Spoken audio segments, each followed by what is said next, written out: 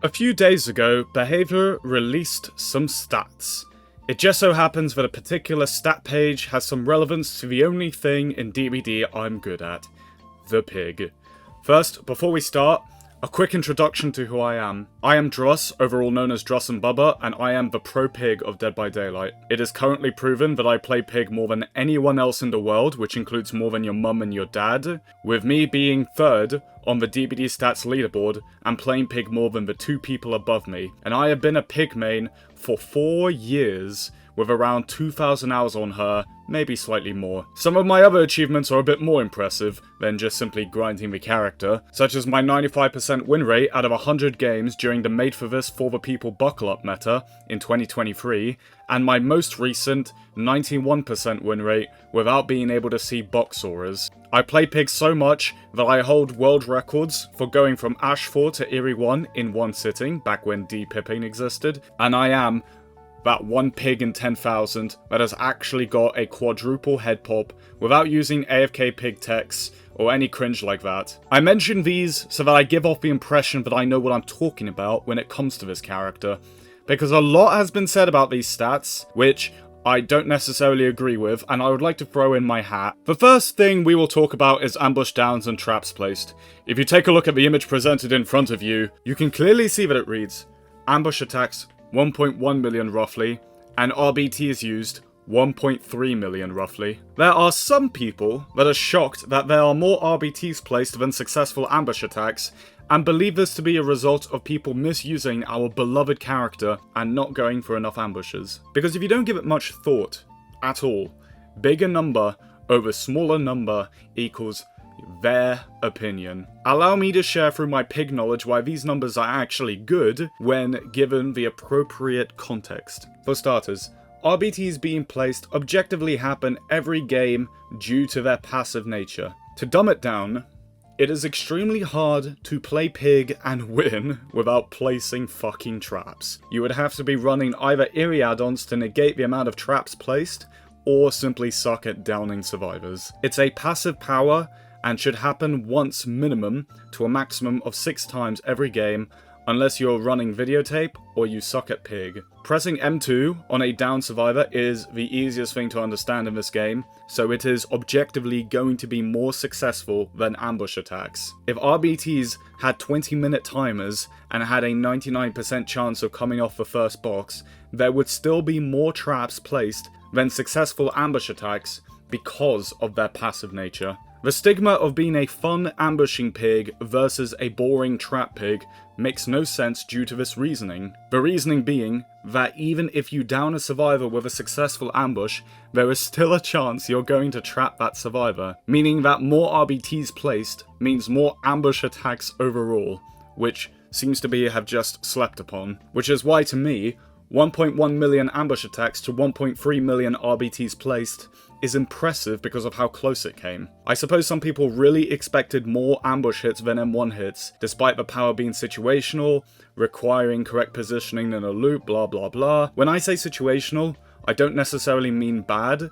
If a survivor runs right in front of you, you are not going to crouch. You will just M1 them. If you're stealthing and a survivor's on a gen or a jigsaw box, you are not going to dash. You should stand up and try to get the grab. Even the pig mains that are ambush connoisseurs do this, which ironically means they are partially responsible for the ambush stats not being higher, and it's not a result of some pigs M1ing and some pigs ambushing, it is a result of what I just said. And if you're getting successful ambush attacks at shack, and TL walls and jungle gyms, instead of doing objectively better M1 mine games, like shown in this clip, then I envy you for having a life outside DBD, because you sure as hell do not play pig nearly as much as me, or win as much as me, and we are in an MMR based game where people like winning, just like every other game. If you truly think that being able to use ambush successfully at these tiles is a resemblance of your skill level, more than it is the survivors you're getting being utter rubbish that can't tell from left or right,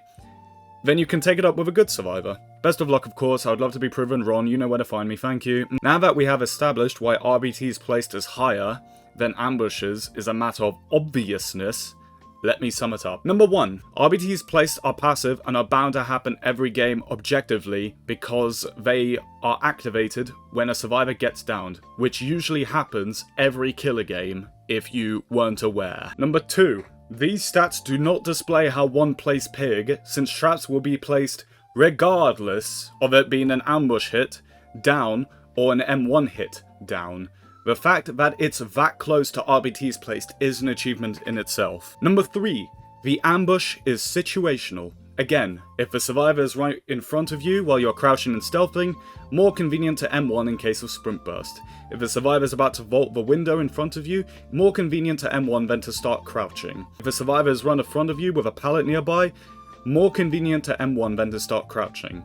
This is true to every pig player, unfortunately. Even the ones that love ambushing, such as myself included, M1 more times than they probably think. Some even miss more ambushes than they probably think, because let's be honest, who's keeping count? I just don't believe that the ambush-only piggies or whatever are not M1ing and fucking up their dashes like the rest of us from time to time. Everyone needs to take a chill pill. These stats do not mean what you think they do. Some of my hits are even M1 due to me doing a vibe check, which is where you crouch and stand up at a pallet loop, instead of just doing an ambush and then the survivor running away and then you don't get the ambush, which means it doesn't increase the stats and you've just wasted everyone's time. Also, as a quick little flex of me being right, a few months prior, there had been some people saying that the changes to Pig that Behavior introduced were justified, the main change being increasing the RBT timer from 2.5 minutes to 3 minutes, if you weren't aware. Luckily, with a movement started by me and my community titled #SavePig, we were able to be the some people that have convinced Behavior to revert this change. Thank you to my lovely, lovely community. Now let's enjoy how right we were. It's time for the You Were Wrong dance. It says on the stats page, 71,000 reverse bear trap kills to 1.3 million reverse bear traps placed. Using basic math, this tells us that reverse bear traps have a fucking 5% kill rate, by the way. Thank God I got this change reverted. Oh my days. Thank God there is a loser who mains Pig so much that he started a movement to get this dogshit change, which was supported by everyone else, pretty much, who think they know what they're talking about, and guess what? Don't play nearly as much Pig as me. Thank God we got that reversed. If you're interested in learning more about Pig mechanics, I highly recommend checking out my Twitch, twitch.tv/DrussNBubba. Let me recommend some of the other Pig mains I've been enjoying watching. I also recommend Senna99 for more chillax Pig gameplay, as opposed to the usual sweat I get.